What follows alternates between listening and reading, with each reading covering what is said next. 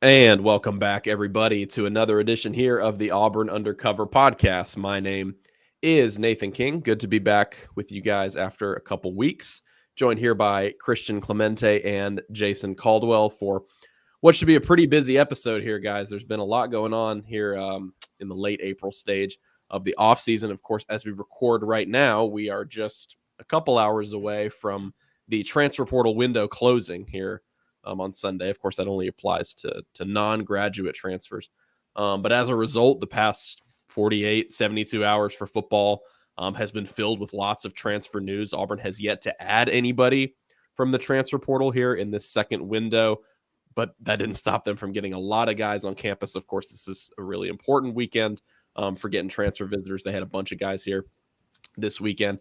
They haven't brought anybody in just yet, but we wanted to get out of the way here at the beginning that there are some bat signals going up from the coaching staff as we record this here on Sunday night. Christian, we talked about it before we got started. You guys have a decent idea of who that could be, but we just wanted to get out of the way. Time of recording. Obviously, we'll have more stuff later on. If they do end up getting a transfer commitment. But as of right now, there's no commitment on board, but it seems like maybe there's one coming soon. Yeah, all signs right now are pointing towards former Appalachian State outside linebacker, edge rusher, Jack linebacker, if he ends up coming to Auburn, Jaden McLeod, or is it Jaden or Jalen? There's so many transfers, it's all blended. This is Jalen. It's Jalen. Yep. Okay. Mm-hmm. Jalen McLeod transferring to Auburn. He is never going to come on the podcast. Not if I'm on it. If y'all two are on it, he might be willing to come on, but not if I'm on it. But all signs as of right now, recording this Sunday night at 9:10 p.m., everything points towards him committing. The staff has obviously teased it pretty heavily as we've put on the message board over at Auburn Undercover. And he's the one Jack linebacker target that's on campus right now. You hosted former James Madison Jack linebacker or edge rusher, whatever you want to call it, Isaac Ukwu, for a visit earlier this weekend on Saturday. I talked to him after his visit. He said, he wants to visit other schools. He kind of felt like he has to visit other schools in a sense. He said he felt like he was coming from a good situation at James Madison. And he felt like he had to make the right decision for his final year of college football. And so he's not in a rush whatsoever to make a commitment. And we can talk about that a little bit later in the show too, why things are slower with commitments now compared to the first window. But looks like Auburn should be able to pick up Jalen McLeod here within the next, you guys are listening to this on Monday morning probably. There's a decent chance he might already be committed by then. We're kind of playing this one, toying the line a little bit. But Jason, this would be a big pickup for Auburn at a huge position of need, especially after you lost Dylan Brooks. So you lost maybe a little bit of that depth, and you need more star power and you need more numbers in that room. Yeah. And to me, they hosted two guys at the same position, but they're really different types of guys. You mentioned Ukwu, and he reminds me more of a big-bodied power edge rusher. I mean, he doesn't look that big, but seeing him in person, he's a guy that weighed 260 pounds. I mean, he's not real tall either. So he's built. He's a bigger, almost like more of a defensive end type.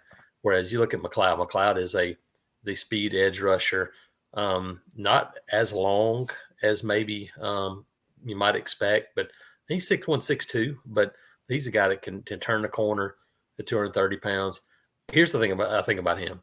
He's a guy that if Auburn picks him up, gives you a lot of versatility in a defense. He can play a true outside linebacker spot, but he also has that pass rush ability that he's shown in the past. I mean, this guy had 2 sacks and 2 forced fumbles against Texas A&M last year in that big win, in College Station. So he has shown the ability to do that. And what he does too is if he's the guy, then you're talking about having Elijah McAllister and Keldrick Falk and those guys on the other side that are bigger body guys.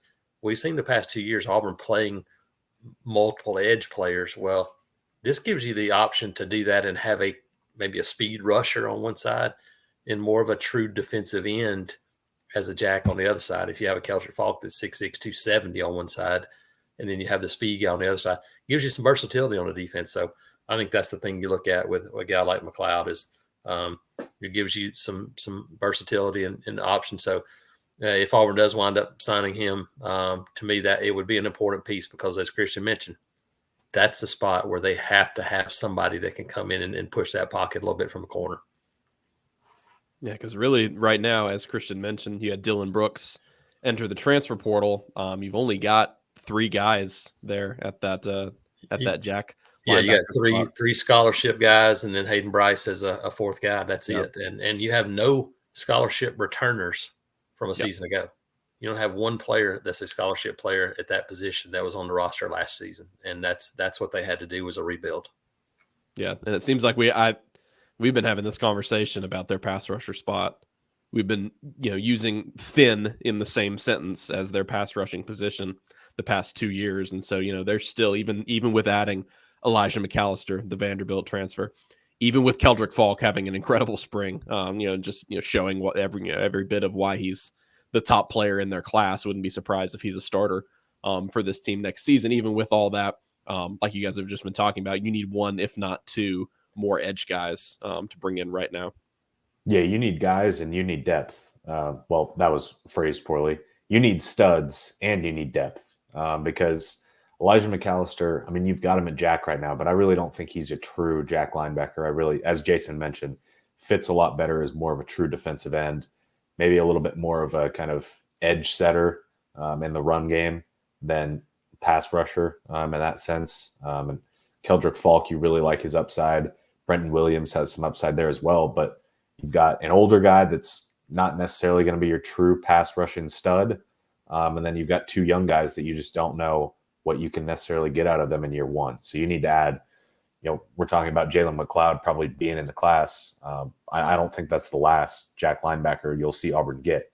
Now, whether or not it's Isaac Ukwu that joins him later on and commits and signs later on, or it's another guy that pops up, whoever it may be, I do think Auburn gets a second Jack linebacker along with McLeod if McLeod ends up joining the class.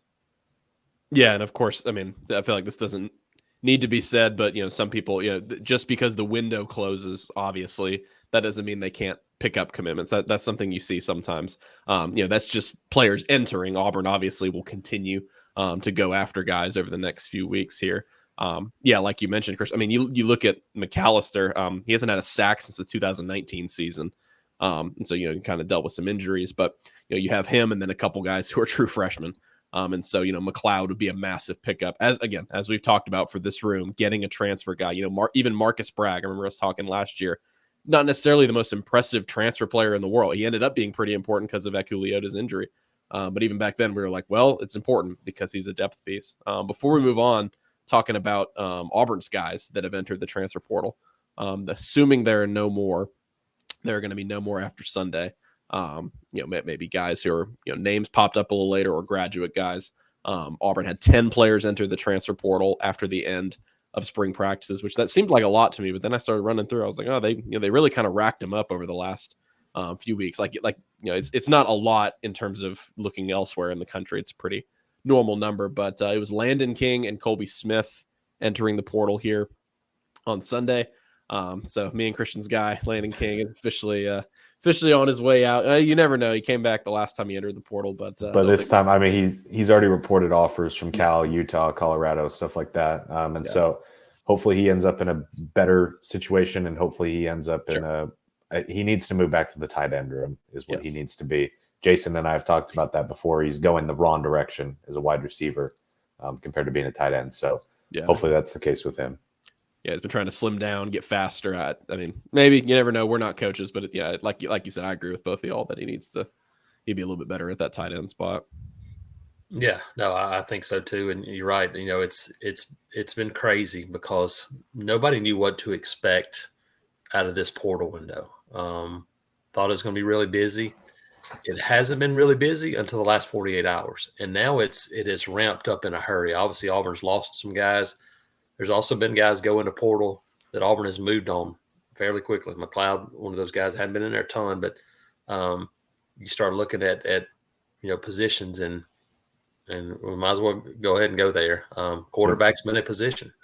It's been one that people have wondered about, and we've said since the beginning, since before spring practice, that it was going to take the right guy, the right fit. If they found that guy, then they would move. We saw them have a couple of visits in December, not really find the right guy they were looking for. Didn't work out there. now, Christian, they make a move with one visitor already on campus that is taking a visit, currently heading into Monday as we speak, and then another one going in the portal on Sunday that could be a player in the mix as well. Yes, you talked about the right fit. Both of these guys are about the perfect fit for realistically what you are going to be getting out of this portal window, in my opinion. So you've got Casey Thompson, the former Texas and Nebraska quarterback, graduate transfer with 1 year left. That's the thing. You didn't necessarily want a young guy who still has a couple of years and might still need some more developing. These guys need development, but still, he would be inexperienced going into the SEC. Casey Thompson has done it in the Big 12. He's done it in the Big 10. You could get him. You could get Payton Thorne, who's also done it in the Big 10 at Michigan State. Some people kind of freaked out about him, and we'll break down some of their things, but he has Michigan State's single season touchdown record. He broke Kirk Cousins' record passing, and he's also a graduate transfer, but he would have 2 years of eligibility left. Because of that, in my opinion, that's why I think Payton Thorne is a little bit of a better option. That 2 years where you could get Payton Thorne for this year, you could have Walker White come in, redshirt him as a freshman, learn behind Payton Thorne.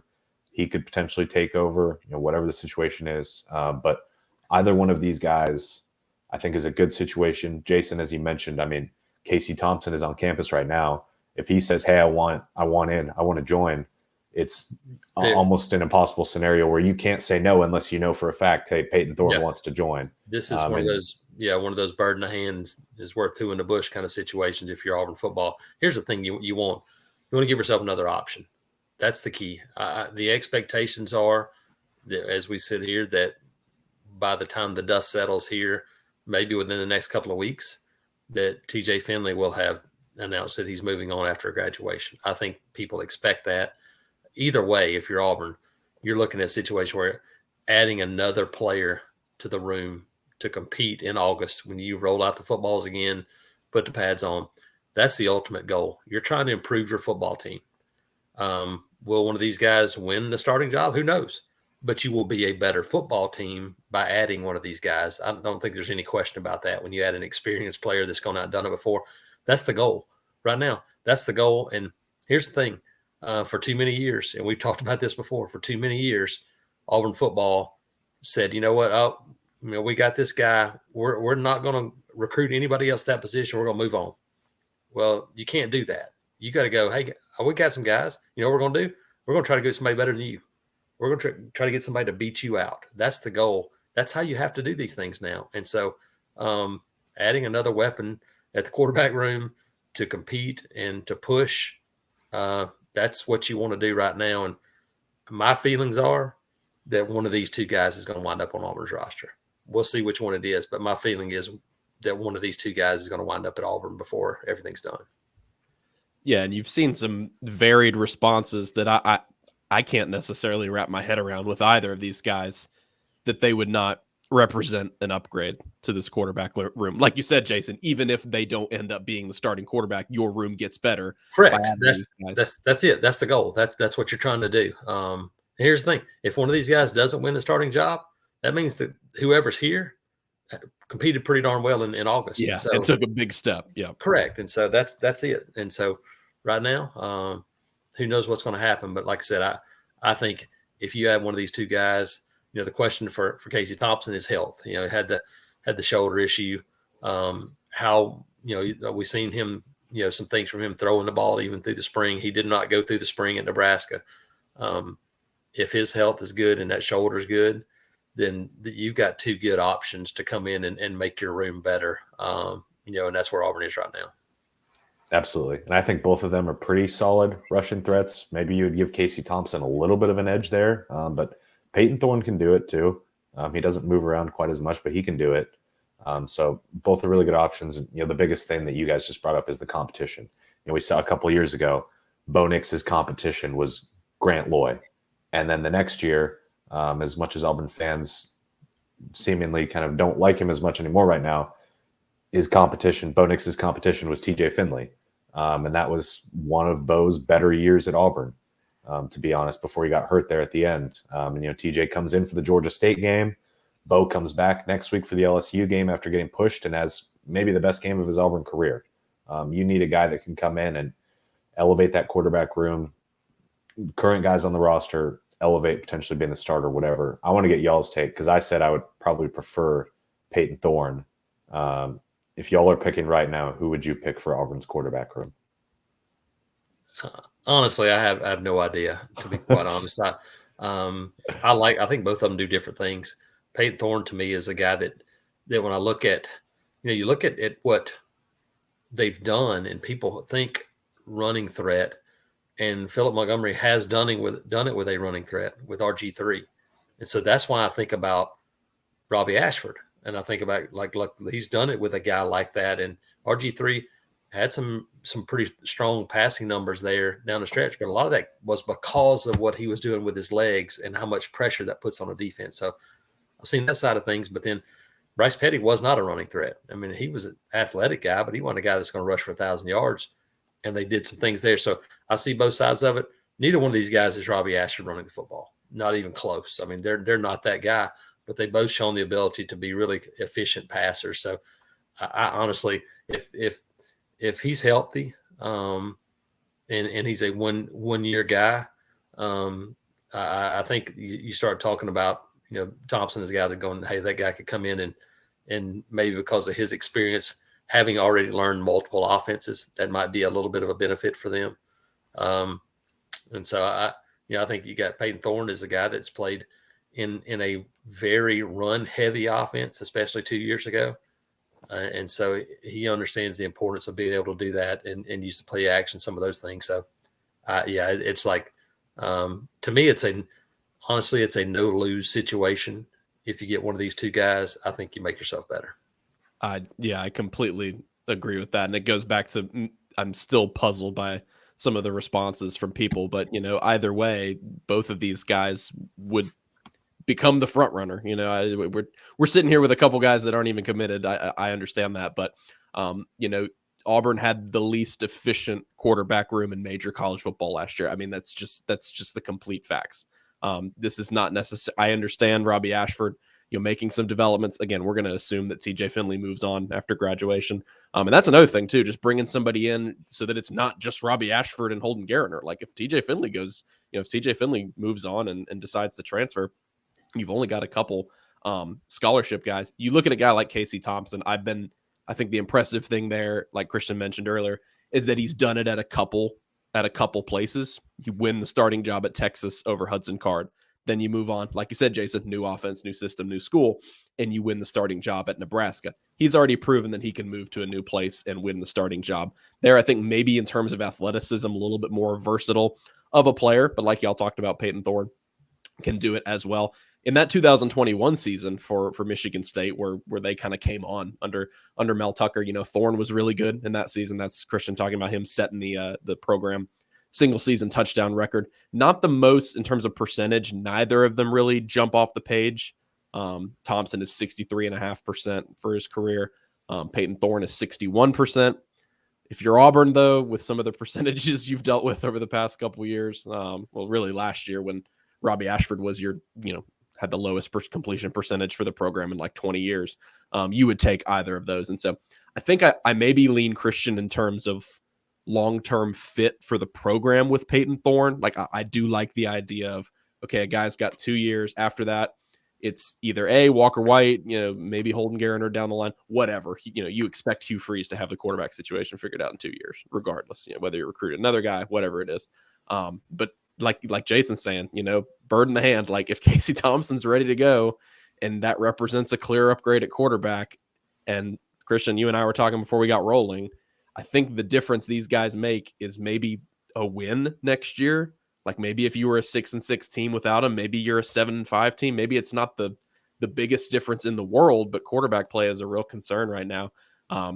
So that's the thing for me too, is if Casey Thompson's ready to go, you do not have a lot of leverage right now as an offense to say, we'll wait. If, like you said, Christian, if you don't have an offer, if you don't have something in hand from Payton Thorne, him definitely saying he's going to come, I'm not sure you have the leverage right now to be able to say no to that. So, maybe long-term Thorne, a little bit more. Of course, they've got to get him rolling first. Obviously Casey Thompson is the one visiting right now, but either way, not to put anything down on either Robbie Ashford or Holden Gariner, who have done some good things so far, and I'm still interested to see their development down the line. But if either of these guys decide to commit to Auburn, you got to think that's your starter right then and there.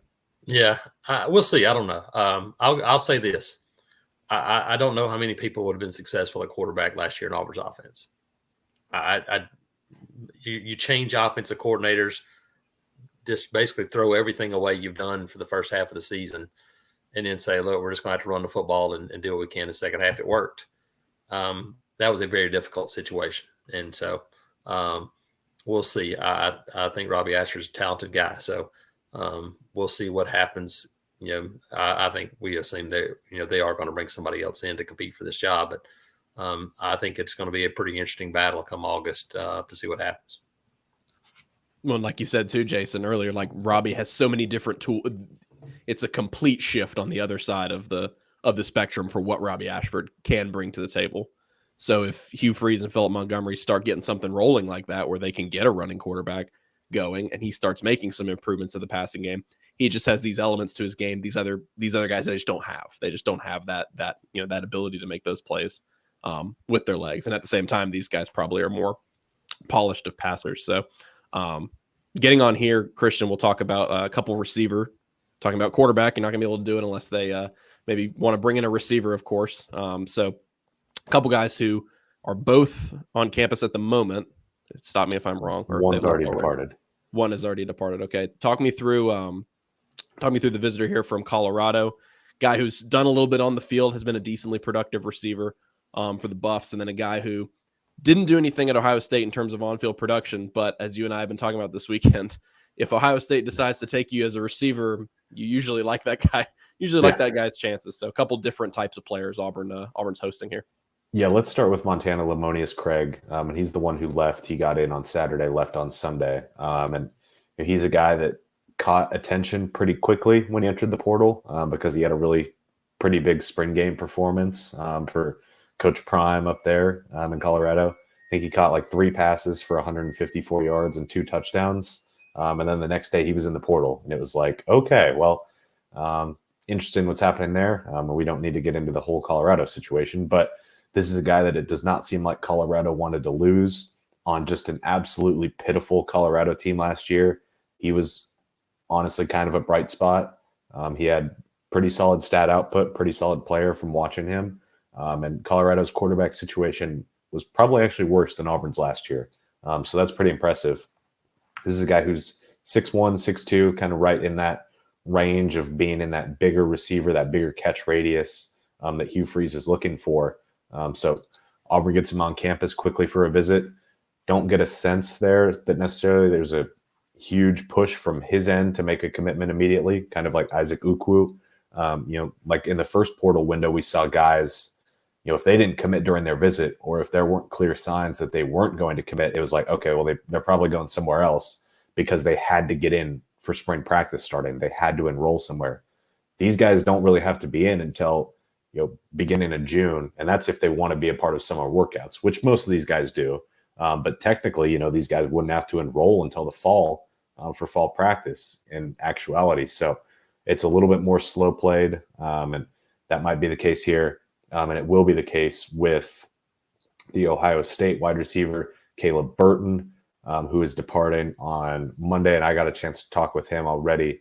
And Nathan, you just mentioned it. He's a top 75 recruit in the 2022 cycle. I think he was the number 10 overall wide receiver. If Ohio State wants a wide receiver, it's probably a good indication. Before I even watched the film, people were asking on the board, what do you think about this guy? And I was like, look, I haven't been able to see him yet, but if Ohio State wanted him, I would probably want him. And got to watch him a little bit. I got to talk with him. Great kid.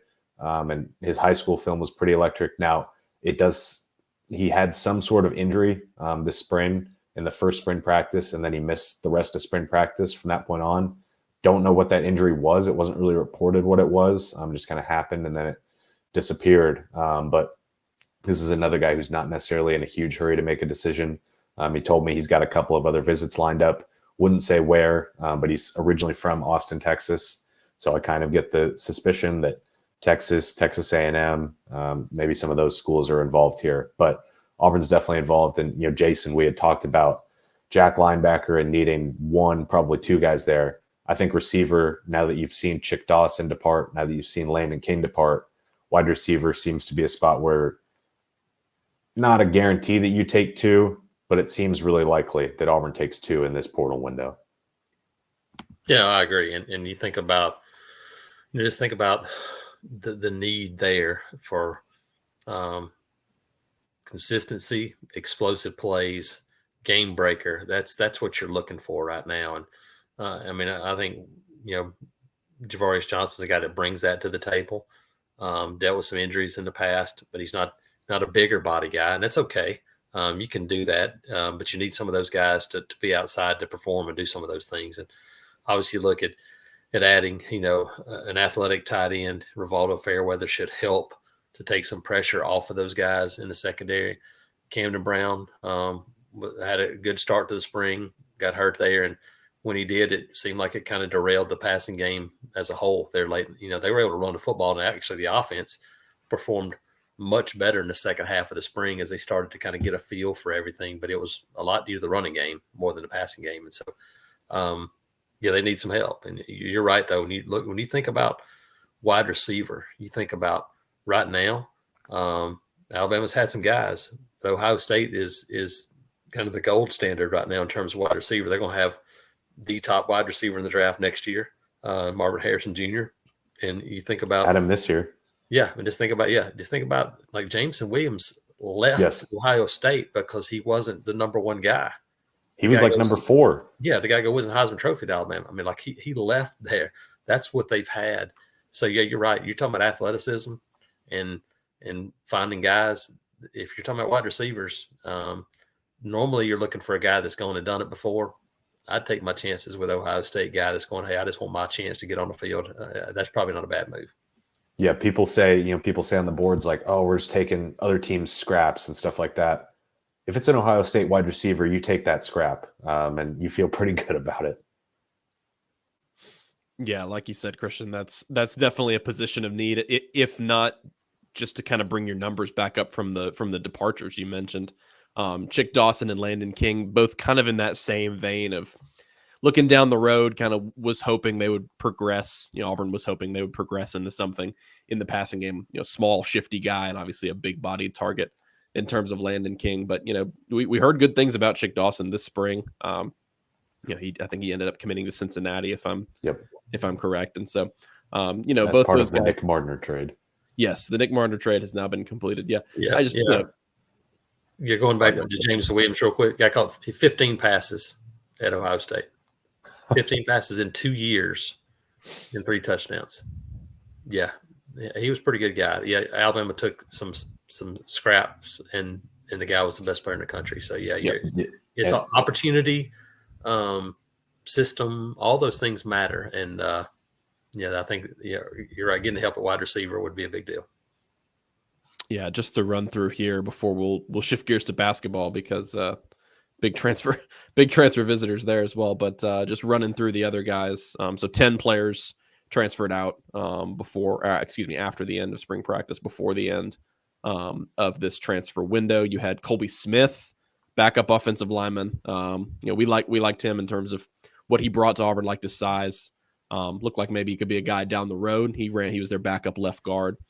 This spring, he decides to enter the portal. Of course, you had Landon King, Dylan Brooks. So now, guys, only 3 signees remain from Brian Harson's 2021 recruiting class, including the entire top 10 of that class. Is all gone. So I know Jarquez Hunter will obviously end up doing a lot from that class and pulling a lot of weight there. But there's really not going to be much more production from Brian Harson's first class at Auburn. Yeah, no, and it's unfortunate, but it's the age we live in right now. The advent of transfer portal and NIL, things that the players fought for. With that comes a more business-like approach from the other side. This is not Deion Sanders purging an entire roster, but if you're Auburn, you're going, look, okay, we've got to make sure that the guys we have on this roster can compete for a championship. And you're going through a spring. They're not all that way, but there's no question that some of these guys are like, hey guys, we just don't see you ever being that guy here at Auburn. And it might be an idea for you to go see if you can find somewhere else. I don't think there's any question about that. Now, it used to be unheard of, and now you better be doing those things, especially as a new coaching staff, to try to be able to replenish, do some things, especially when you change systems, do some stuff. So it's the way of the world now. It's the way it's going to work, at least for the time being, until something changes. You're going to see more and more turnover every year. Football, we've already seen in basketball the past 3 or 4 years, even with established programs. And so that's the way it goes. Yeah. And like you said, Jason, it may seem a little bit harsh, like you said, but at least for the players, they have those avenues now. You have the ability to just, look at Landon King today, on my Twitter timeline, you hop in the portal and, within hours, you kind of are already setting up kind of like free agency, well, this team wants me and this team wants me. Let me just kind of get my options in line here. So at least there is that advantage for players in the portal of if you're a good enough player to be sought out by other programs, then you can hopefully, in your case, you can have the sort of the pick of the litter. There are other guys who entered the portal for Auburn. Craig McDonald came over from Iowa State, didn't really do much, was in a loaded secondary, decided to get on the move again. 3 linebackers, all backups. Powell Gordon, who of course was from Auburn High. Desmond Tisdale, kind of bigger guy, had some run over the past couple years as a backup, but didn't do much. And then Cam Brown, Derek Brown's younger brother, signed a few years ago. He's going to be a 5th-year senior now. Didn't really do much at Auburn either. And then, of course, we mentioned Chick Dawson. I don't know if you guys had mentioned it on a podcast previously, but Jeffrey Embaugh is probably the most, I guess, in terms of production, maybe the guy who's expected to be the biggest of this list at that defensive end spot. But really, you're not losing a returning starter there. And then you had also Tebetchi Okoli at defensive ends. I would probably point to Embaugh. He ends up going to Purdue as Correct. Being the top guy from that group, but still nothing. Not a heartbreaker. Nothing seismic for Auburn. That's the one guy that you point to and going, you lost a piece. The rest of the guys were guys that you might have played. But Embaugh was the guy that was going to be in the rotation on the defensive line. I don't know that he was going to be a starter, but he would have been a guy that would have played for this team. And so that's probably the one guy that you think about as out of that group, a loss. The rest of those guys are probably guys that probably moved on. Yeah, so we'll switch to basketball real quick as we kind of move into the ending part of the show. A couple big visitors on campus this week, Jason. You got a chance to talk to both of them as Auburn is still trying to fill that wing position. They've already got a couple transfers committed. Of course, you get Denver Jones out of FIU, 6'3", 6'4" guard, who packs a big scoring punch, 20 points per game in Conference USA. And then Chaney Johnson, who's a really intriguing player, transfer out of D2 UAH. He was the conference player of the year there, 6'7", can play that 3 and 4 spot. Good shooter, good overall player. Couple guys on campus though this week, Jason. A couple leading scorers from a couple power programs. You had Matthew Cleveland come in from Florida State. He was kind of a midweek visitor. That's a true wing. That's a true kind of big player who can play on the perimeter.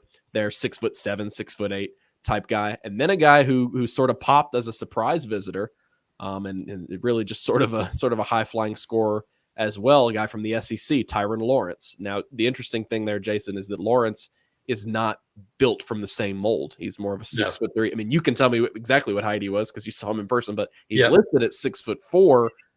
He still, I think, could play that kind of wing spot for Auburn. But if you're saying either or, which of course we don't know how this is going to turn out. We don't know if it is an either or situation with these guys. Both of them really good 3-point shooters, as Bruce Pearl continues to make that a priority. I mean, every transfer they brought in so far, even if they get either of these guys, that they're all going to be good 3-point shooters, and they continue to add really good scoring, or they continue to bring in guys who are going to add really good scoring if they end up picking them up. So tell me a little bit about those two visits, Jason, and the differences between these two guys. Yeah, honestly, I think they're really different players. That I think if both those guys said, "Hey, we want to play together," then I think you're Auburn to go, "Hey, perfect, we can make this work." Because I do think that Matthew Cleveland is a true 3. When you think about Alan Flanagan, Chris Moore, that small forward, big guard guy. That's to me what Matthew Cleveland is. He's a guy that's a rebounder. He'll go in there and be physical in the paint. Like, he can do those things. And so I think about him as a bucket getter. When I say, hey, you need somebody to go get a bucket, I think that's who he is, a guy that's developing, continued as a shooter. But I think he's a guy that takes the ball to the basket. I liken him more to Devin Cambridge, but with a better skill set. That kind of player, a guy that's going to go inside and do some of that dirty work. And so I think he's more of that guy than Tyron Lawrence. I think he's a big enough guard that he could slide to the three if you want to. But he's not that guy. He reminds me more of Denver Jones. I think a guy that you bring in as a shooter, scorer, gives you a bigger two guard, and adds to that depth too. But I think it does give the option to play, whereas Auburn the last couple of years, it was almost an impossibility. We saw it just, Nathan, maybe twice for about 10 combined minutes all season where they played the three guards together. But that meant your three guard was 6 foot tall. Now, if you're talking about 6'3", 6'4", those are things that you can do. You can do that. So I think both those guys do it. Tyron Lawrence is a guy that is a shooter scorer. Like, he can fill it up. Really good player. And so it's a guy that's done it in his league. So you got two veteran guys, two guys that have done it in major. I mean, SEC, ACC. You start talking basketball, you do it in those leagues, and you've proven yourself. And so, honestly, I think if you're Bruce Pearl and Stephen Pearl and this staff, you go, hey guys, we can make this work by putting all these pieces together. And they've got room. They got room to do that and potentially add another big guy if they wanted to. They got some spots there. So I feel like Auburn is in pretty good shape for both these guys. You think about both of them, Georgia kids, not far from home, easy drive for family. That could play a big role in this thing for Auburn moving down the stretch. Yeah, that's something that I think needs to be noted for both these guys. Cleveland, I believe, just from outside the Atlanta area, and then Lawrence from Georgia as well. So, as good of a job as Auburn does recruiting Georgia out of the high school ranks, they've also over the past few years done a good job of recruiting sort of quote unquote hometown guys who are able to come play a little bit closer to home as well. I thought it was also interesting, Jason, a note in your Matthew Cleveland story. We went earlier in the week to Atlanta. I almost forgot where we went. We went earlier in the week to Atlanta to talk to Bruce Pearl. And, I asked him, or somebody asked him about Alan Flanagan, and kind of where he stands right now. And it was an interesting, very impressive tiptoe job by Bruce Pearl to kind of, because at this point, we all know that Alan Flanagan, his dad has moved on to Ole Miss. He's not with the team right now in workouts. Alan Flanagan, it was very, very doubtful to come back to this team next year. And Bruce Pearl did, kind of bounced around it and said, well, after he graduates, he has some decisions to make, which is factual. He's not lying when he says that. And then when he got done saying that, he kind of looked around to all of us and he said, I did a pretty good job with that, didn't I? So even he knows, he's like, yeah, kind of tiptoeing around it. But, kind of the middleman was cut out though in your Matthew Cleveland story, Jason, because he told you, they're looking for somebody to replace Alan Flanagan. So it's like, oh, well, there you go. Thanks a bunch. Yeah. Yeah. It's, it's not official yet, but much like when we think about TJ Finley, the surprising part would be if those guys were back on the roster at this point. And I think Alan Flanagan's the same way. I fully expect him to go try his hand at professional basketball somewhere. He's an older guy. The athleticism's back. Now an opportunity to go see what you can do. So we'll see what happens. But yes, I think Auburn's goal right now is to try to find that three to replace what Alan Flanagan brought to the table. In similar to Wendell Green, Flanagan's kind of in the spot where it's like, how much more do you have to show at the college level? I mean, right. With Wendell Green, I thought that was the definition of that kind of a player. It was like, what else can you really put on tape at this point? How much better of a player are you going to be? Maybe go ahead and turn that page and see what you can do at the professional level, overseas, G League, that kind of thing. Don't think either of those guys would really be expected to be drafted. So yeah, we'll be keeping an eye on the basketball transfers as much as the football ones, because like you said, Jason, they've got room for them. I mean, and in a completely ideal world, they've got the scholarship spots. You could add both of these guys. And if you did, even if you just got, one of them and then another transfer to kind of fill out some depth, I think Auburn, is in a really good spot to have reloaded its roster for next season. So we're pushing 40 minutes here, guys. Before we go, we'd be remiss not to touch on the NFL draft for Auburn this weekend. Just kind of quickly, they did a really good job of increasing their output from last year. We were sitting there in the kind of 6th round range, and I was thinking, all right, they quadrupled their output from last year when it was only Roger McCreary. And then it's funny, I was hanging out with Christian in the complex, waiting for these transfer guys, and I walk out the door and my phone rings, and Christian's like, "Hey, Anders Carlson just got drafted. If you want to come back in here, and do the story." Just because, full transparency, I did not have an Anders Carlson draft story ready to go, but they get 5 guys drafted. Jason, maybe ahead of time, if you had said that, you would have assumed that the 5th guy was Eku Leota. Leota gets picked up very quickly as an undrafted free agent, but man, really good for a guy like Anders Carlson to come back, 2 season-ending injuries for him. And then, in his interview with the Packers afterward, he was talking about, how pleased he was with his pro day and all his meetings and at the NFL Combine. He thinks he did a good job coming back, and clearly he did by getting drafted, but everybody else kind of fell into their expected spots in terms of draft positioning. Yeah, I don't think there's any question that Anders' last name helped him a bunch, probably, to kind of get that foot in the door a little bit. Well, it's the same coordinator that was with Daniel in Las Vegas. And so I think he knows the ability there. And he also knows the guy that's had two injuries, not of his own doing. And I think the only thing for him was coming back, showing the strength, and he was able to do that, all the way back to that pro day. You could see the leg strength coming back for him. So that was a big deal. Now he's going to be 2 full years removed from a knee injury almost, which is a big deal. So that was a good one to finish off what was a pretty solid draft for Auburn when you think about the guys that got selected. Obviously, Derek Hall was the first one. I think that's what everybody expected. And I think there's some good fits for Auburn in places they went to. To me, Colby Wooden feels like a Green Bay Packer kind of guy. A blue collar, does whatever it takes. And the Arizona Cardinals needed help at linebacker. Owen Popo feels like a Kyler Murray on defense almost for a team like that. When you think about him, the speed guy, maybe not the biggest guy, but guy that runs around and makes plays. So I think there was some really good fits for where these guys wound up, and obviously now for them the journey is just beginning, as well as a bunch of free agent guys. Yeah, and I'll touch on this real quick. I think Auburn getting 5 guys drafted comes at a very opportune time, especially after a year where you just had 1 guy drafted. I talked to Isaac Ukwu, and he was talking about they need guys because the guys they had just got drafted. And he was talking about Derek Hall, and he was talking about Eku Leota being picked up as an undrafted free agent. Look, if you're Auburn, you can't be a program that's producing 1 guy in the draft per year.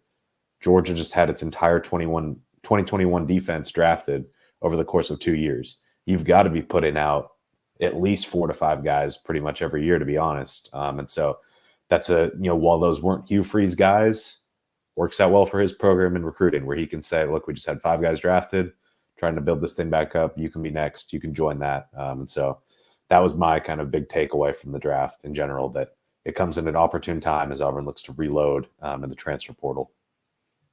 Yeah, I agree, Christian. And as you try to get the program back on track to a position where you're saying we're not going to drop down to just 1 guy again, because we're going to be doing a good enough job at consistently putting people in position to make that happen in terms of their NFL futures. I don't think you'll be in danger of that next year at all, because 2 or 3 of these guys from the secondary are going to get drafted next year, and that's on top of whoever else. Maybe Jarquez Hunter could go after his junior. I think a guy like Rivaldo Fairweather, as I'm putting together the story on what next year's draft class could look Marcus like. Harris has potential. Honestly, Dylan Wade seems like he has some potential. I was just about to say maybe one of those transfer offensive linemen comes through and does a good job and gets taken after 1 year.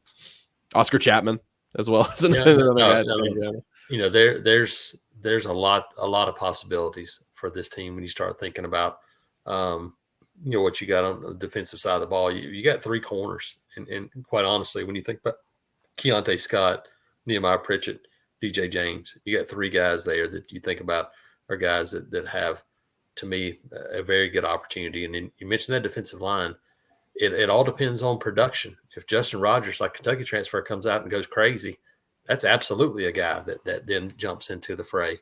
Even a guy like Messiah Nasili Kite, a guy like that. I mean, we've seen now the last couple of years, got 6'1", 6'2" defensive linemen get drafted pretty high that have that productivity to do some things. You're right. I think Dylan Wade, to me, Avery Jones, those two guys on the offensive line, and heck, Jeremiah Wright's a guy that if he's healthy and takes another step could be in there. So there's some interesting guys on this offense that you can watch for. I would say like Jalen Simpson at safety too, if he keeps taking that step forward like we saw at the end of last year. Yeah, Zach Etheridge's first thing he said about when I asked him about Jalen Simpson's move to safety this spring, he said, well, that's where he's going to play on Sundays. He's a Sunday player there. Yep, he got his instincts, ball skills, all those things. That's now what they look for. The safeties that weigh 230 right now are a thing of the past because you can't hit guys anyway. You can't be that, Ronnie Lott, those enforcer guys over the middle anymore. You got to be able to turn, run, and cover and make plays, and that's what Jalen Simpson does. And so, yeah, that's another guy absolutely that could be in the mix. So you got Derek Hall went to the Seahawks second round, Tank Bigsby to the Jaguars in the third round, Colby Wooden to the Packers in the fourth round, Owen Papo to the Cardinals in the fifth round, late in the fifth round, and then Anders Carlson to the Packers in the sixth round. And then the free agent guys so far that have been picked up would be surprising. I think if there was anybody, everybody else was just kind of backup. So I'm not sure who else would really go. But Eku Leota is going to the Panthers. John Samuel Shanker is going to the Raiders. Shed Jackson, of course, who had that crazy 40-yard dash at Auburn's Pro Day, is going to the Bengals. Killian Zaire, of course, the offensive tackle, is going to the Texans. And then this morning, all those guys are on Saturday. This morning here on Sunday, Brandon Council signed an undrafted deal with the Jets. And so I think we'll call it a show there, pushing about 45 minutes right now. Hopefully everybody enjoyed this one. It was really sort of an all-encompassing show of really the past few days at Auburn that, like Jason said, have picked up very quickly in the transfer ranks for football in particular. But I would expect, as you guys do as well, I would expect this next week is going to be filled maybe with a little bit more pop in terms of guys committing, in terms of us figuring out these transfer avenues for these players, both for football and basketball. And so there'll be no shortage of news. Go check us out, guys. AuburnUndercover.com. It was a really fun week over there. Lots of fun draft coverage, lots of great recruiting stuff from Christian and Jason. And Jason also had coverage. Go check it out, guys. Auburn baseball won a huge series. We didn't get a chance to get to that, but they beat number 2 South Carolina on the road. They weren't able to finish off today on Sunday, Jason, but they were pretty close to doing so. And It was a great series for them. Huge series both for baseball and softball on the road at South Carolina, getting wins. And softball finishes up the regular season this weekend at Mississippi State. Auburn has, you beat number 2. Now you get number 1 LSU coming in this weekend. So no rest for the weary. Yeah, and that's just SEC baseball and softball these days. You look at it, it's like pretty much all of them are up in the top 15. So we'll continue to have coverage of that for you guys. Appreciate everybody tuning in. Thank you guys so much for listening. If you guys did enjoy it, go leave us a 5-star review on Apple, Spotify, wherever you guys listen to your podcasts. The bumper music is by Beats by Mordecai. You guys can follow him on Twitter, SoundCloud, and Instagram. Until the next episode, we will catch you guys later. Everybody enjoy the start to your week. Talk to y'all soon.